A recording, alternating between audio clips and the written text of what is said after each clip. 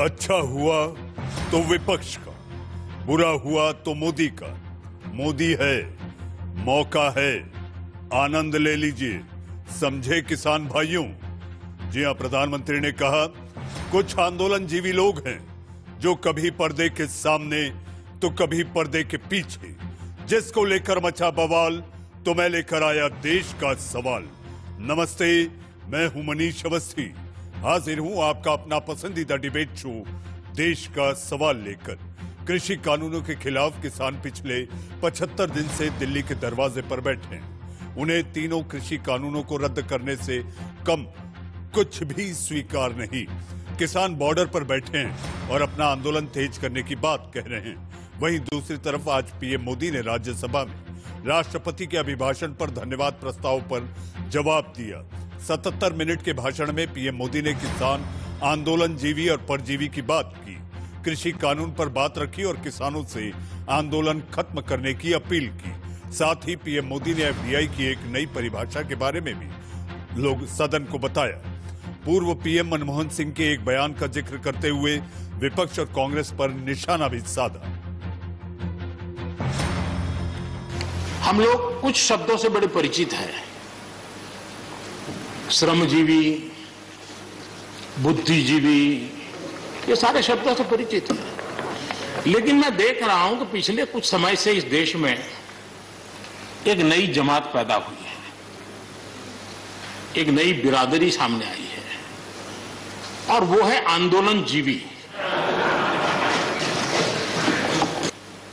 देश आंदोलनजीवी लोगों से बचे। ये सारे आंदोलनजीवी परजीवी होते हैं। आदरणीय डॉक्टर मनमोहन सिंह जी यहां मौजूद है। मैं उन्हीं का एक कोट आज पढ़ना चाहता हूं। हो सकता है जो यूटर्न कर रहे हैं वो मेरी बात माने या न माने, मनमोहन सिंह जी की तो बात जरूर मानेंगे। आदरणीय मनमोहन सिंह जी ने किसान को उपज बेचने की आजादी दिलाने, भारत को एक कृषि बाजार दिलाने के संबंध में अपना इरादा व्यक्त किया था, और वो काम हम कर रहे हैं। और मुझे आप लोगों को गर्व होना चाहिए। देखिए, मनमोहन सिंह जी ने कहा था वो मोदी को करना पड़ रहा है, लेकिन मैं देख रहा हूं इन दिनों एक नया एफडीआई मैदान में आया है। ये नए एफडीआई से देश को बचाना ही, एफडीआई चाहिए, फॉरेन डायरेक्ट इन्वेस्टमेंट, लेकिन ये जो नया एफडीआई आज नजर का आ रहा है, ये नए एफडीआई से जरूर बचना होगा। और ये नया एफडीआई है foreign destructive ideology, foreign destructive ideology. और इसलिए इस एफडीआई से देश को बचाने के लिए हमने और जागरूक रहने की जरूरत है। लेकिन मुझे बहुत आनंद हुआ कि मैं कम से कम आपके काम तो आया। देखिए, आपके मन में एक तो कोरोना के कारण ज्यादा जाना आना होता नहीं होगा, फंसे रहते होंगे, और घर में भी खिचखिच चलती होगी। अब इतना गुस्सा यहां निकाल दिया तो आपका मन कितना हल्का हो गया। आप घर के अंदर कितनी खुशी चैन से समय बिताते होंगे। तो ये आनंद जो आपको मिला है, इसके लिए मैं काम आया, ये भी मैं अपना सौभाग्य मानता हूं। और मैं चाहूंगा ये आनंद लगातार लेते रहिए। मोदी है, मौका लीजिए। संसद में कही गई बात का वजन होता है, प्रधानमंत्री राज्यसभा में कह रहे थे। अब सुनिए राज्यसभा में पीएम मोदी के भाषण पर किसान नेता राकेश टिकैत का क्या कहना है। हमने कहा कि एमएसपी खत्म हो रहा, हमने ये कहा कि एमएसपी पे कानून बने।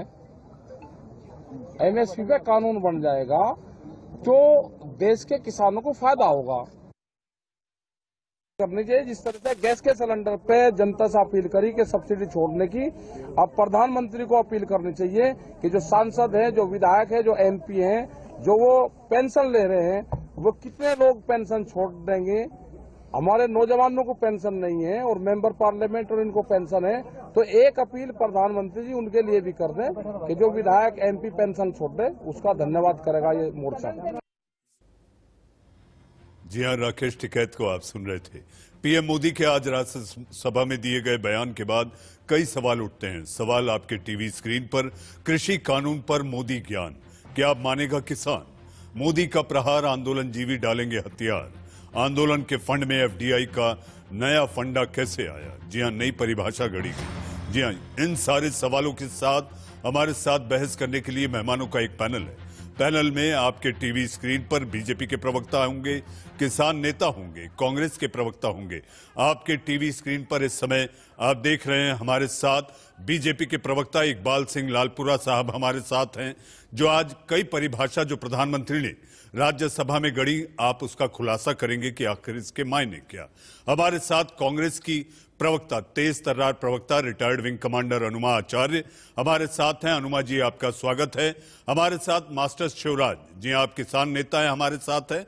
और हमारे साथ किसान नेता के रूप में भानु प्रताप जी भी। आप दोनों का बहुत बहुत स्वागत है। सबसे पहले इकबाल सिंह जी, मैं आपके पास आऊंगा। ये तंज, ये मजाक किसकी ओर था? ये इशारा किसकी ओर जो प्रधानमंत्री ने कहा? प्रधानमंत्री ने कहा श्रमजीवी, बुद्धिजीवी, लेकिन उन्होंने दो और नाम कह दिए, आंदोलनजीवी और परजीवी। जरा इसे गौर से समझाइए। मनीष जी, पिछले सालों में एजिटेशंस हुई हैं और वो जिसका विकास के साथ कोई संबंध नहीं, देश के हालात को अच्छे बनाने के नहीं था, उनमें कुछ लोग कॉमन हैं और जिनका काम केवल विरोध करना है। और वो आज किसान आंदोलन के भी सबसे आगे बने हुए हैं। हालत उनकी अपनी ये है कि जब वो इलेक्शन लड़ते हैं तो जमानत जब्त हो जाती है। ये आंदोलनजीवी लोग ये समझते हैं कि हर आंदोलन में आगे रहें और हम उसका पता नहीं कब भगवान हम पे दया करे और हम जो है हम पार्लियामेंट में या विधानसभा में पहुंच जाए। ये आंदोलनजीवी लोग हैं जो आंदोलन के ये नहीं सोचते ये सच क्या है, झूठ क्या है। उनका पूरा का पूरा जो है एजिटेशन है वो झूठ पे आधारित होता है। प्रधानमंत्री जी ने आज भी कहा ना एमएसपी जो है वो पहले भी थी, आज भी है, आगे के लिए भी जारी रहेगी। तो इसको कानून बना दीजिए इकबाल सिंह जी, तो इसको कानून बना दीजिए, इसको कानून बना दीजिए। आगे भी सुनिए, आगे प्रधानमंत्री जी कहते हैं कि इससे ज्यादा कुछ करने की जरूरत हुई तो हम इन्हीं कानूनों में भी कर देंगे। उसका क्या भाव है ये समझिए। ये बातचीत के द्वारा आगे निकलने की बात है।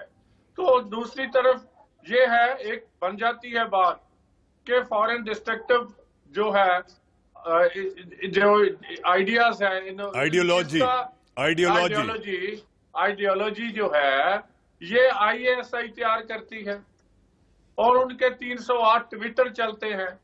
बाहर बैठे मो धालीवाल बोलते हैं और दूसरे लोग बोलते हैं। अब हम यहाँ तो कहते हैं कि हम भारत के जो गणतंत्र दिवस पे विरोध हुई उसका हम समर्थन नहीं करते, लेकिन जो करने वाले हैं उनको हम वकील भी देंगे, उनकी पैरवी भी करेंगे, उनके लिए पैसे भी खर्चेंगे। अब इनमें सच क्या है? इकबाल साहब, मैं आपसे ये पूछना चाहूंगा, सदन में कही गई बात का वजन होता है। प्रधानमंत्री ने ये कहीं नहीं कहा जो पहले कहा था कि एक फोन की दूरी है, आओ चलो मिल बैठकर बात करते हैं। माहौल जरूर हल्का किया, बातचीत कैसे आगे बढ़ेगी? बातचीत ऐसे आगे बढ़ेगी, हमारी जो प्रपोजल है, हमने कब कहा कि हम आपसे दी गई प्रपोजल विड्रॉ करते हैं? ना ये नरेंद्र तोमर ना ये प्रधानमंत्री जी ने कहा। और ये प्रपोजल हमारी आपके सामने है, तो आप पे जो भी बात करनी है, अभी टिकैत जी का सुना रहे थे कि वो कहते हैं कि हमने ये नहीं, हमने वो मांगा था। अपने पिछले बयान सुन ले जो उन्होंने क्या कहते रहे हैं और उनके साथी क्या कहते रहते हैं। आइए अनुमा आचार्य से भी सुन लेते हैं। इकबाल जी, प्रधानमंत्री ने कहा, ये तो आज सारा देश दिन भर सुना। हमारे साथ कांग्रेस की प्रवक्ता अनुमा आचार्य जी भी हैं। अनुमा आचार्य जी, ये तंज, ये मजाक, इशारा आपकी ओर है।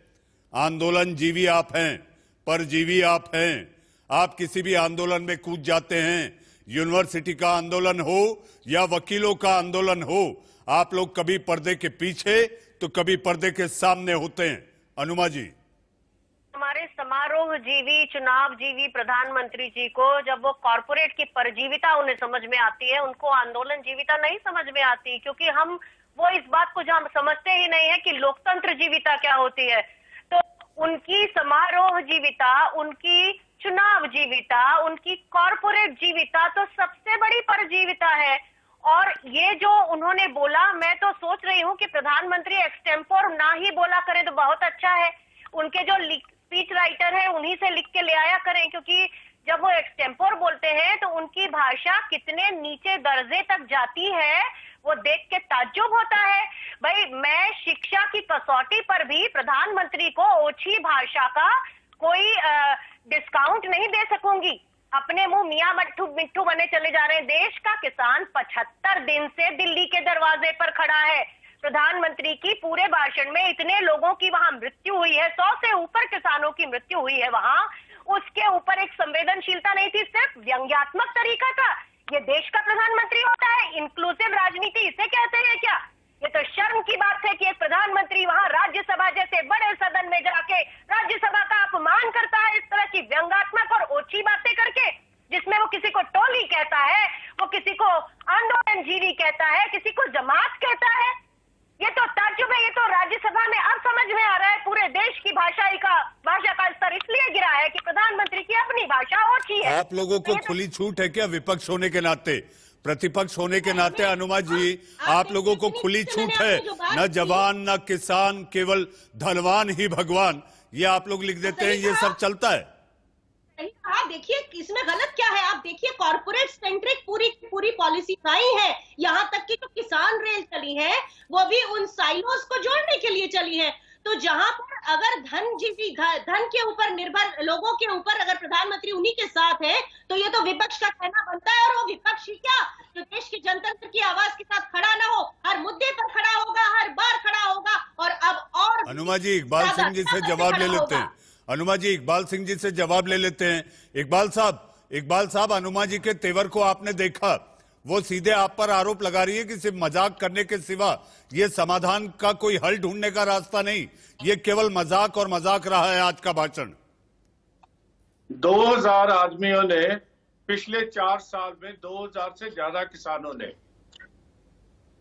खुदकुशी की है पंजाब के अंदर, केवल कि वो कर्जा नहीं दे पाए थे और एक चुनावी जो है वो छोड़ा गया था कि जब हमारी सरकार आएगी हम सबसे पहले उन लोगों का कर्जा माफ करेंगे, किसानों का, सारे किसानों का। अब एक नया जुमला आया, पीछे ऑल पार्टी मीटिंग हो रही थी तो उसमें यह कहा गया कि जो यार आपने पहले तो कुछ नहीं किया, अब जो लोग इस आंदोलन में आते जाते रास्ते में कई जगह एक्सीडेंट से, कोई बीमारी से इस संसार से चला गया है, कम से कम उनका कर्जा तो माफ कर दो। और वो ये तो जुमले हैं, बात आगे सुन लो। देश का प्रधानमंत्री कोई बिल बनाना चाहता है जिसको सरदार मनमोहन सिंह, जिसको कोई कहते हैं कि सरदार भी है और असरदार नहीं है, तो उसके बनाए बिल को कांग्रेस का प्रेसिडेंट सदन में पाड़ देता है। ये सदन की मर्यादा है? इनको तो अपने आप पे ना अनुशासन है, ना ये पार्लियामेंट की मर्यादा को समझते हैं। ये तो ये समझते हैं कि ट्रैक्टर पे सोफा रख लो और लोगों को उकसाओ और बात कोई करो ना। 15 घंटे की बहस में आप 15 पॉइंट बताइए जो आपने रेस किए हो, जो इन कानूनों से संबंधित। ये कल करने वाले हैं इकबाल साहब, राहुल गांधी कल लोकसभा में अपनी बात कहने वाले हैं, चर्चा सदन में होगी, कल राहुल गांधी भी कहेंगे। मुझे ऐसा लगता है उसके बाद फिर आप लोग बैठे होंगे उससे तंज निकालने के लिए कि आखिर उनके कही गए बातों को लेकर किस तरह से फिर से कांग्रेस पर हमला किया जाए। इकबाल साहब।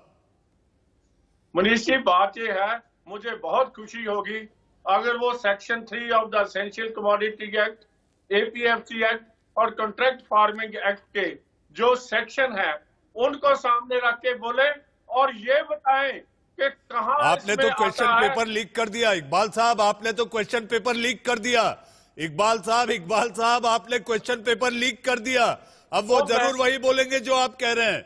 आपने क्वेश्चन पेपर लीक कर दिया। मैं तो ये कहता हूं, मेरे क्वेश्चन पेपर लीक करने के बाद भी उस पर दिमाग तो लड़ाए, वो कहां से लाएंगे? जी हाँ, हमारे साथ और भी मेहमान हैं।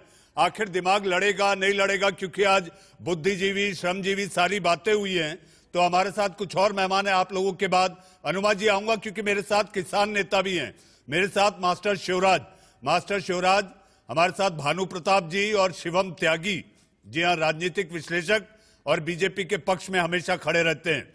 आप सभी का स्वागत है। मास्टर शिवराज, मास्टर साहब, मेरा आपसे सवाल है, एमएसपी कल भी थी, आज भी है और भविष्य में भी रहेगी, लेकिन हम लिख कर नहीं देंगे। ये तो हम, धन्यवाद आपके लिए, तो हम सुनते आ रहे हैं। एमएसपी जो है, न्यूनतम समर्थन मूल्य, जिसे देहात में कंट्रोल रेट भी कहते हैं, वो सन 67 से है, लेकिन मात्र 6% को इसका लाभ हुआ है। हमारी सरकार से सिर्फ एक ही अपील थी कि इसको कानूनी जामा पहरा दिया जाए, और जो प्राइवेट प्लेयर है या मंडी में है, वो एमएसपी से ऊपर कितनी खरीद करें। अगर एमएसपी से नीचे खरीदेंगे तो कानूनी अपराध माना जाएगा। अगर देश के प्रधानमंत्री आज एक शब्द कह देते कि एमएसपी को हम गारंटी कानून बनाने के लिए तैयार हैं, आप नए बिलों पर संशोधन के लिए तैयार हो जाओ, तो शायद देश करूंगा। जो माननीय प्रधानमंत्री जी ने कहा आंदोलनकारी परजीवी होता है, मैं परजीवी का अर्थ निकालता हूं जो दूसरों के लिए जीता है। आंदोलनकारी हमेशा अपने लिए नहीं, समाज के लिए आंदोलन करता है। प्रधानमंत्री जी ने यह भी कहा कि इस आंदोलन से हमें कृषि में कई अच्छे सुझाव भी प्राप्त हुए हैं। ऐसा नहीं है प्रधानमंत्री जी ने आंदोलन के खिलाफ ही बोला है, आंदोलन की अच्छाई भी गिनाई है। आंदोलनकारियों को परजीवी मतलब दूसरे के लिए जीने वाला भी बताया है, और आंदोलनकारी की जो खुराक होती है वो आंदोलन ही होती है। आंदोलनकारी का अर्थ होता है कि जो अपने समाज के लिए, जिसके लिए संगठन तैयार किया है, उसके लिए आंदोलन करके अपने द्वारा बनाई हुई सरकार से किसान।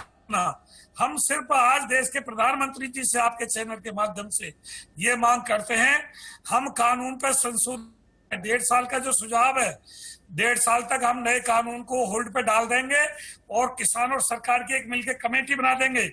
सिर्फ हमारे द्वारा बनाई सरकार, जिसको आपसे अगर शिवराज साहब अगर मैं आपसे एक लाइन में पूछूं, राज्यसभा में आज प्रधानमंत्री का जो संबोधन था, उसको आप एक वाक्य में, एक लाइन में क्या कहेंगे?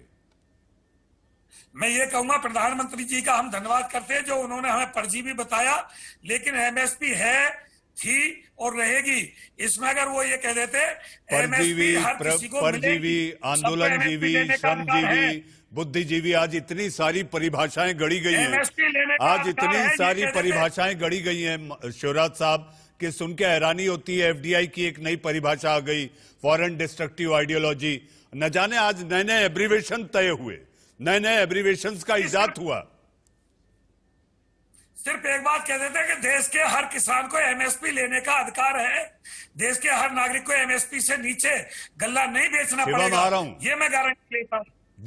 जी, हमारे साथ शिवम त्यागी जी, शिवम त्यागी हमारे साथ हैं। शिवम, आपने उंगली उठाई थी, कांग्रेस भी आज प्रधानमंत्री के भाषण पर उंगली उठाकर कह रहा है कि प्रधानमंत्री ने आज जो कहा है वो केवल मजाक है, टोलेबाजी है, मजाकिया अंदाज में दिया गया भाषण है।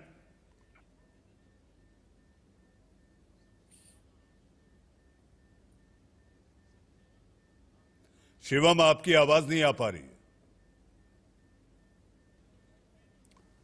पीसीआर शिवम त्यागी की आवाज नहीं आ रही है। शिवम, आपको मेरी आवाज आ रही है? हमारे साथ किसान नेता भानु प्रताप जी हैं। भानु प्रताप जी, आपको अगर मेरी आवाज आ रही है तो प्रधानमंत्री ने जो कोशिश की है जी, भानु प्रताप जी, आज जो प्रधानमंत्री ने कहा है पूरे माहौल को हल्का करने के लिए और कड़वाहट कम करने के लिए प्रधानमंत्री की ये पहल है।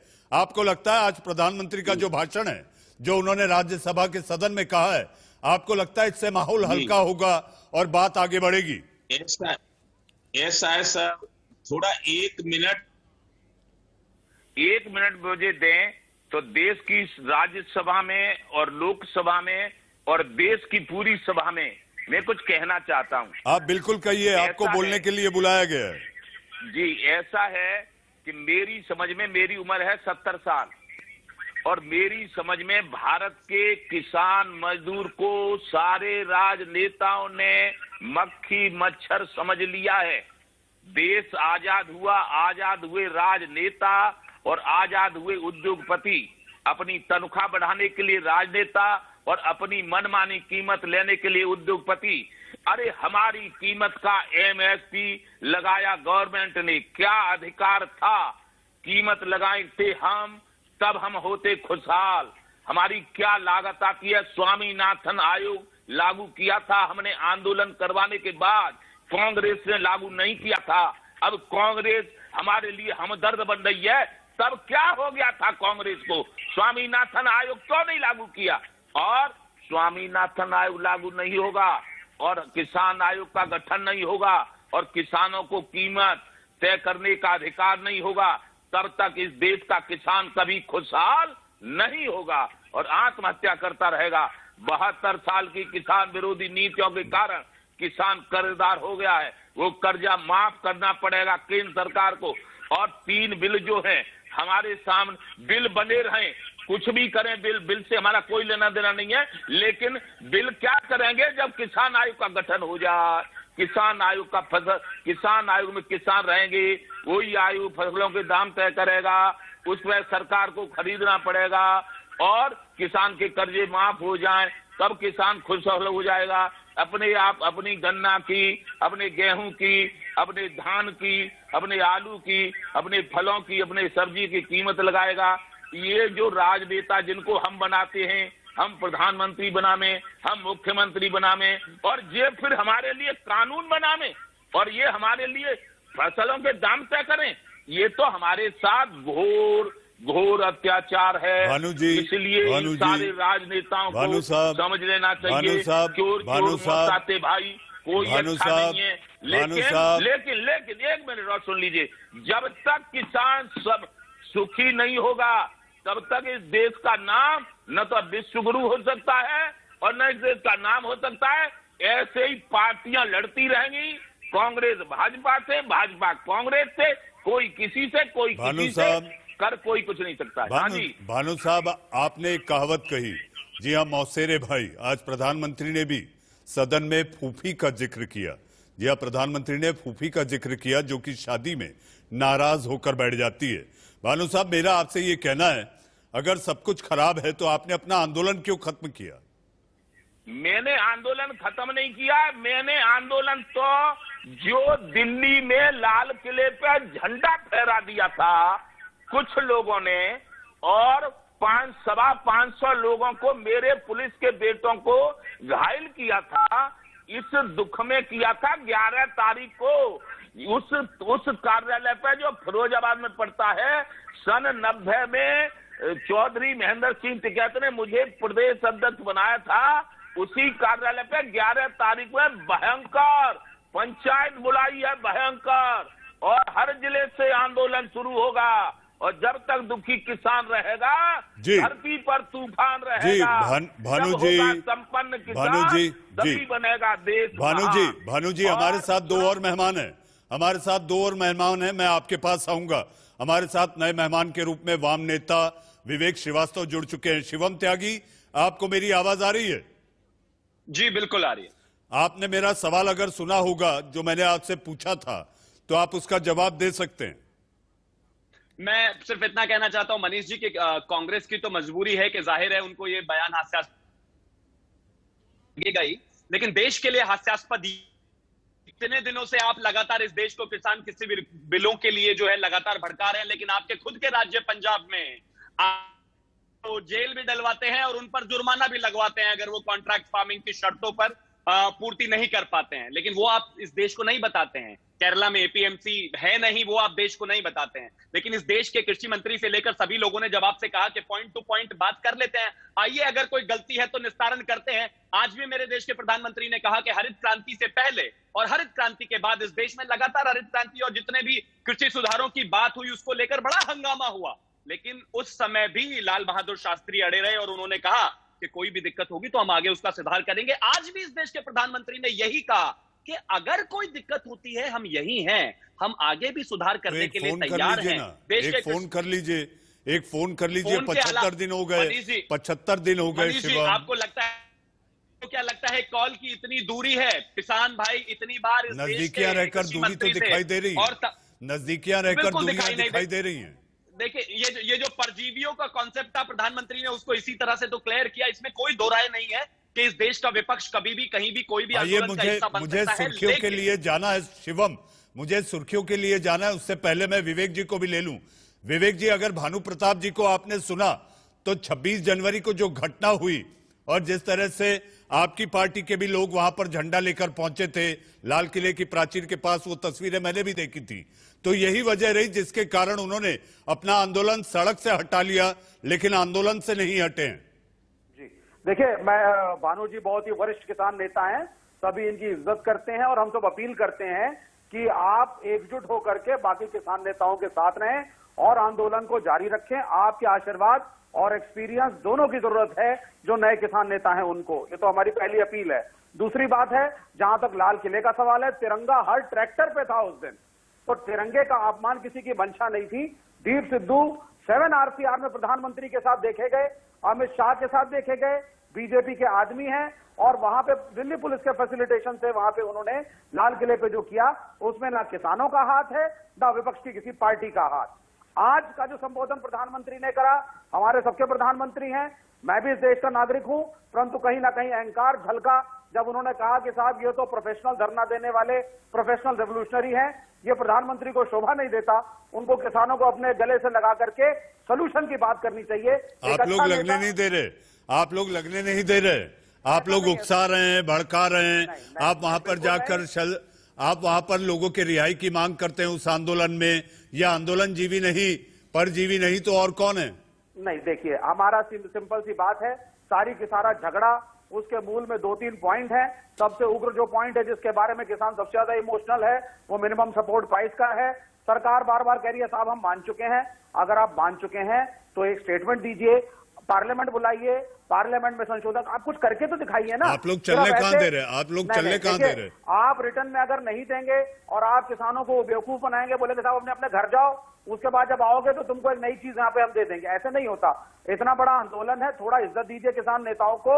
और क्योंकि जो एग्रीकल्चर मिनिस्टर हैं उन्होंने ये कहा था, उन्होंने स्टेटमेंट दे दिया, उन्होंने कहा साहब जो प्राइवेट खरीदार होगा फसलों का उसको सरकार बाध्य नहीं कर सकती है कि आप एमएसपी पे ही खरीदिए। ये पॉइंट ऑफ कंटेंशन है। विवेक जी, इसके पहले भी विपक्ष हमेशा इसी कानून की वकालत भी करता रहा है।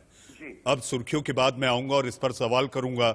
हमारे साथ कांग्रेस के मास्टर शिवराज, भारत किसान यूनियन के भानु प्रताप जी, हमारे साथ शिवम त्यागी और विवेक श्रीवास्तव जी, आप सभी का स्वागत है। हमारे साथ इस समय इकबाल सिंह लालपुरा जी हैं। इकबाल जी, आखिर ऐसी छवि क्यों है आपकी सरकार की कि आखिर विपक्ष हमेशा ये कहता है न जवान न किसान, उद्योगपति ही दीन और ईमान? मनीष जी, मेरे ख्याल अपनी ये जो कारगुजारी देखते हैं पिछले सालों की, 10 साल कांग्रेस ने भी राज किया, उनको शर्म आती है कि ये तो है, ये तो देश आगे बढ़ रहा है। ये कल बात कर रहे थे कि जो कोरोना का वैक्सीन है वो उस पे भी ये उंगली उठा रहे थे, अब दुनिया उसको मान रही है। आप इस आंदोलन के लिए तो वैक्सीन लाइए इकबाल सिंह जी, आंदोलन को एक ऐसी वैक्सीन चाहिए, 75 दिन हो गए हैं। हमारी बात जो है प्रधानमंत्री जी ने, माननीय तोमर जी ने खुल के रखी है, हमारे हाथ खुले हैं, छाती खुली है, दिल खुला है। आओ किसान भाइयों बैठो, अभी भी रहती है, उससे हम बात करके खत्म कर लेते हैं। लेकिन ये जो आंदोलनवादी लोग हैं, जो आंदोलन जीवी लोग हैं, इनका क्या बनेगा ये अपना सोचते हैं कि इनको अगर ये मिलके बैठ गए, 12 बार की बातचीत के बाद भी समस्या का हल ना निकले और ये बात हो कि जो हम कहते हैं वही होना चाहिए, बाई वे और दी हाईवे, तो फिर बात आगे बढ़ेगी जी। कैसे? अनुमा आचार्य, आपने इकबाल सिंह जी को सुना, वो कह रहे हैं आप ही लोग हैं जो उकसा रहे हैं, भड़का रहे हैं और आंदोलन में आग में घी का काम कर रहे हैं। एक दूसरा ये, आप ही लोग इस कानून की वकालत करते थे जब आप लोगों की सरकारें थी, आप लोगों ने लागू नहीं किया, आपने भानु प्रताप जी को भी सुना। ये डबल स्टैंडर्ड कैसे हो सकता है हनुमा जी? इस पे आपको जवाब देना होगा। ये दो बातें एक जैसी नहीं हो सकती। चित भी मेरा, पढ़ भी मेरा। सत्ता में रहे तो अगली बार आएंगे तो करेंगे, और विपक्ष में है तो क्यों नहीं हो रहा? ये कैसा हो सकता है? इकबाल जी, मुझसे उम्र में की कामना करती हूँ, लेकिन ये बताना चाहती हूँ कि ये जो पार्टी है भारतीय जनता पार्टी, हमें या किसान, हम सभी को चुनावी प्रोडक्ट की तरह, ये हमें यानी कि जो फौज के जवान है उनको भी जब जब काम पड़ता है तब तब उसके ऊपर चुनाव की टिकटें, चुनाव जीता जाता है और जैसे ही चुनाव खत्म होता है दूध में मक्खी की तरह फेंक दिया जाता है। तो किसानों के जरिए चुनाव जीता गया और अब किसानों को दूध में मक्खी की तरह फेंका हुआ है। प्रधानमंत्री से ये नहीं बनता, कहते एक लाइन कहना है, एमएसपी को हम उस कानून को लिख के दे देंगे, वो एक चीज है। पर उसके बजाय वो क्या करते हैं, वो एक एक्रोनिम लगाते हैं, एफडीआई, फॉरेन डिस्ट्रक्टिव इन्वेस्टमेंट, तो आइडियोलॉजी। और ये मेरे पास 100 एक्रोनिम है, जो एक भी एक्रोनिम आज भी किसी को याद नहीं होगा, उनकी खुद की पार्टी में किसी को याद नहीं होगा। ये अजीब अजीब तरह के, प्रधानमंत्री का जो ये शौक है ना एक्रोनिम बनाने का, ये उनका काम नहीं होना चाहिए। उनका काम है किसानों की आवाज सुनना। जब वो कह रहे हैं किसान, उन्होंने ये भी कहा है हनुमा जी, हनुमा जी जैसी भाषा का प्रयोग करते हैं। हनुमा जी, उन्होंने एक बात और कही है, आओ हम सब साथ मिलकर इस मसले का हल ढूंढते हैं। तो सदन में कम से कम चर्चा होने दीजिए, आप लोग वो भी नहीं होने दे रहे। तो हम होने दे रहे हैं। आप देखिए कितने अच्छे पिछले 3-4 दिनों से जो कांग्रेस के सांसदों ने अपनी बात रखी है, कितने अच्छे से रखी है। और प्रधानमंत्री जब आए तो उन्होंने ऊंची भाषा की बात की, उछल कूद, ये सारे शब्द क्या उनके मुंह से शोभा देते हैं कि विदेशों में हमारा नाम खराब हुआ है। हनुमा जी, विदेशों में नाम खराब हुआ है, लेकिन इस आंदोलन में विदेशी ताकतें भी रही हैं। जी हाँ, जिसका कई बार जिक्र भी सामने आया है। भिंद्रा वाले का क्या काम, मुझे ये बताइए, ट्रैक्टर पर भिंद्रा वाले की तस्वीर का क्या काम, खालिस्तानियों का क्या काम, एसएफजे का क्या काम जिसके साथ आपकी पार्टी खड़ी हुई? तो ये सारी बातों के मद्देनजर अगर बात कही जा रही है तो मुझे नहीं लगता इसमें कहीं कोई चूक है। अपनी आंखों से देखा है, मैं अकेले इंडिविजुअल कैपेसिटी में उस आंदोलन में कई बार गई हूँ और जाती रहती हूँ। मैंने आपके वीडियो भी देखे, मैंने आपके वीडियो भी देखे। 26 जनवरी के विजुअल है, मैं आपको भेज दूंगा हनुमा जी। जी ठीक है, थैंक यू सो मच। उसमें मेरे उस पे तो तिरंगा ही लगा था। और विदेशों में नाम इसलिए खराब हो रहा है क्योंकि आप इंटरनेट बंद कर रहे हैं, जी, शिवम त्यागी फैसिलिटीज है वो बंद कर रहे हैं। हनुमा जी, मेरे साथ और 4 मेहमान हैं, मेरे साथ और 4 मेहमान है। बहस का आखिरी पड़ाव है। शिवम त्यागी जी, शिवम त्यागी, ये एफडीआई क्या नई परिभाषा है, जरा समझाइए, और किसके लिए है? बिल्कुल, देखिए मेरा तो है नहीं ना, प्रधानमंत्री ने अपने आप से शब्द बनाया है। आपने देखा है किस तरह से फॉरेन इन्वॉल्वमेंट हुआ है, आपने देखा है किस तरह से कनाडा में खालिस्तान के लिए ओपनली बैक किया गया है, आपने देखा है किस तरह से पर ट्रॉली 10,000 रुपए देने की बात हुई है, आपने देखा है झंडा अनुपमा जी की गाड़ी पर नहीं लगा हुआ था खालिस्तान का, लेकिन नहीं लगा हुआ था ऐसा नहीं है, बहुत जगहों पर लगा हुआ था। आंदोलन आप उठाते हैं ना तो जिम्मेदारी है आपकी। मेरे घर पे कौन सा झंडा लगेगा ये मेरी जिम्मेदारी है, मेरी गाड़ी पर कौन सा झंडा लगेगा ये मेरी जिम्मेदारी है। और अनु कहती हैं अब चुनाव, अरे चुनाव तो अच्छी चीज है लोकतंत्र की। अब आप क्या चाहती है कि चुनाव भी ना हो इस देश में? चुनाव जीवी तो आपको भी होना चाहिए। चुनाव जीतिए और आ जाइए सत्ता पर, रोक लीजिए कानून, कोई दिक्कत नहीं है। चुनाव एक बेहतर प्रक्रिया है, लेकिन अगर आप कहते हैं कि बाहर के जो लोग हैं इसके ऊपर आपने ऐसे एक्रोमिनेंस बना दिया तो वो तो बनेगा। साहब आज सही तरीके से जवाब मिला है, क्योंकि आप बार बार, आपको सिर्फ कानून समझाने की बात की गई सरकार के द्वारा, प्रधानमंत्री द्वारा, लेकिन नहीं माना किसी ने। ठीक है, लेकिन आज ये सच्चाई है। और एक और चीज मैं अंत में कहना चाहता हूं कि ये बात वाकई बहुत रियलिटी है, चाहे वो छात्रों का आंदोलन हो, चाहे किसी का भी आंदोलन हो, किसानों का आंदोलन हो, मामला कोई भी हो, हर जगह 2, 3, 4, 5 चेहरे ऐसे हैं जो अपने आप बाय डिफॉल्ट पहुंच जाते हैं, क्योंकि उनको पता है चुनाव में उनकी 6,000, 6,500, 500, 550 वोट्स मिलती है। जनता के बीच में जाकर जनता से तो चुनकर आ नहीं सकते। कई बार नेता ट्रैक्टर पर भी बैठ जाते हैं, कई बार नेता ट्रैक्टर पर भी बैठ जाते हैं शिवम त्यागी। लेकिन इस समय आपको हमदर्दी वो होनी चाहिए कि 75 दिन हो गए, किसान पूरी सर्दी में, कड़कड़ाती ठंड में रात को सड़कों पर आए। विवेक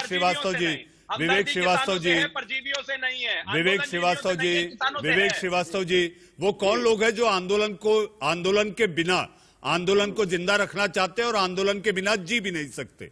भाई देखिए, एक बड़ी छोटी सी बात है, और अभी कांग्रेस की प्रवक्ता कह ही रही थी कि प्रधानमंत्री इतने बड़े बड़े भाषण क्यों दे रहे हैं, अहंकार बने, जिसमें किसानों की बेइज्जती कर रहे हैं और किसानों को रिडिक्यूल कर रहे हैं। सीधा आए और बोले कि एमएसपी मिलेगा, आकर के बोल दें कि हर प्राइवेट प्लेयर जो माल खरीदेगा एमएसपी पे खरीदेगा। ये नहीं बोल रहे हैं, ये समस्या है, समस्या खुद सरकार की है। झांसा देने के लिए एमएसपी इनको बोलिए फॉर्मली लिख करके दें कि कोई भी प्राइवेट प्लेयर, कोई भी प्राइवेट दुकान वाला अगर माल किसान से खरीदता है तो मिनिमम सपोर्ट प्राइस के नीचे नहीं खरीदेगा वो। क्या ये बोलेंगे? ऐसा नहीं बोलेंगे। और बड़ी बड़ी बातें, कनाडा में हो गया तो अमेरिका में आंदोलन हो गया तो खालिस्तानी आ गया। अरे भाई, यहाँ के किसान हैं, हमारे देश के हैं, हमारे देश के सिख फार्मर्स हैं। राकेश टिकैत खालिस्तानी हो गए, खाप पंचायत जींद में हुई खालिस्तानी हो गए, भागपुर में पंचायत हुई खाप की खालिस्तानी हो गए, जाट खड़ा है पश्चिमी उत्तर प्रदेश का खालिस्तानी। जो लाल किले की प्राचीर के खंबे पर जाकर अपना झंडा फहराते हैं, वो कौन है विवेक जी? वो कौन है? जी मैं बता देता हूँ, बीजेपी के और आरएसएस के व्यक्ति दीप सिद्धू को सब जानते हैं। आप ही बता दीजिए, इतने वरिष्ठ पत्रकार हैं आप, कि प्रधानमंत्री के रेजिडेंस पे at the residence of the honourable prime minister of India Deep Sidhu कर क्या रहे थे वहां पे? क्या कर रहे थे? प्रधानमंत्री हर एक जमीन देते हैं और वही व्यक्ति वहां जाकर के गुंडागिरी करता है। अपने देश में सोचिए इस बात को। किसानों को बात निकलेगी तो दूर तलक जाएगी, बात निकलेगी तो दूर तलक जाएगी। मुझे आज के मुद्दे पर केवल 3 मिनट बाकी है और मेरे साथ 2 मेहमान बाकी है। विवेक जी, बात निकलेगी तो दूर तलक जाएगी। मेरे आज का मुद्दा, जो देश का सवाल है कि प्रधानमंत्री ने जो संबोधन दिया है, जो संबोधन में कहा है, संसद से कही गई बातों का वजन होता है। हमारे साथ भानु प्रताप जी हैं। भानु जी, आवाज आ रही है आपको? आ रही है। भानु जी, मेरा सवाल आज से, अब लगता है आपको माहौल थोड़ा हल्का होगा। प्रधानमंत्री का जो रुख है आज, जो सदन में उन्होंने कहा है, अब आपको 1-2 दिन में कॉल आ जाएगा, फोन आ जाएगा। चलिए बैठते हैं, बात करते हैं। जी, एक बात मेरी शुरुआत 1 सेकंड में कर दूंगा। देखिए, मेरी आवाज आ रही है? जी। देखिए, जो लोग भारत में रहकर विदेशों से संबंध रखते हैं, ये भानु प्रताप सिंह भारत की भूमि में जन्मा हुआ है, उनको कभी भी पसंद नहीं करेगा। जो कांग्रेस के लोग अपनी तारीफ करने में पागल हो गए हैं, उनको मुझे ये कहना है कि ये लोग, हम किसानों से, हमारे बाप दादे से कहते थे अधिक अन्न उपजाओ, देश को खाद्यान्न के ऊपर आत्मनिर्भर बनाओ। हमारे बाप दादे लगे रहे अधिक अन्न उपजाकर देश को खाद्यान्न के ऊपर आत्मनिर्भर बनाने में। भानु जी, हमारे साथ मास्टर शिवराज जी हैं। मास्टर शिवराज जी हैं, मुझे बहस खत्म करनी है। शिवराज साहब, एक छोटा और आखिरी सवाल और छोटा जवाब। आपको लगता है कि अब किसान यूनियनों को सरकार की ओर जाकर, अगर आपको लगता है कि प्रधानमंत्री हल दे सकते हैं, तो आप लोग पहल क्यों नहीं करते? क्यों बच रहे हैं? क्यों नहीं चाहते? क्यों नहीं आप लोग कहते हैं कि हाँ, हम प्रधानमंत्री से बात करना चाहते हैं? बिल्कुल बात करना चाहते हैं, लेकिन एक बात बताओ मनीष जी, जब ये हमारे देश के प्रधानमंत्री, जब मनमोहन प्रधानमंत्री थे, तो इनकी वीडियो आज भी है, जब इन्होंने मनमोहन जी से एमएसपी गारंटी कानून की वकालत की थी। आज खुद प्रधानमंत्री हैं, उस समय की बात को याद करते हुए एमएसपी को गारंटी कानून बना दें। सिर्फ इतनी सी बात है। मनीष जी 10 सेकंड दे दीजिएगा अंत में। जी 10 सेकंड शिवम आपके, मुझे बहस खत्म करनी है। घड़ी देख के मैं सिर्फ इतना कहना चाहता हूं, देवेंद्र फडणवीस जी की सरकार में ये एमएसपी गारंटी कानून बना था, लेकिन उसको पलटकर इसी सरकार ने, जो अभी की फिलहाल की सरकार है, उसका क्या हाल किया है जी महाराष्ट्र में क्या हुआ, कैसे हुआ, एनसीपी कांग्रेस की सरकार के रेजिम में कॉन्ट्रैक्ट फार्मिंग कैसे आगे बढ़ी और बनाई गई, ये सारी बातें सब जानते हैं। जी हाँ, किसानों को लगता है बातें हैं, बातों का क्या, हमें तो बस केवल कानून वापस चाहिए। देश का सवाल में अनुमा आचार्य, इकबाल सिंह लालपुरा साहब, शिवम त्यागी, विवेक श्रीवास्तव, मास्टर शिवराज और हमारे साथ भारतीय किसान यूनियन के भानु प्रताप जी जुड़े। आप सभी का बहुत बहुत धन्यवाद। अब वक्त है एक छोटे से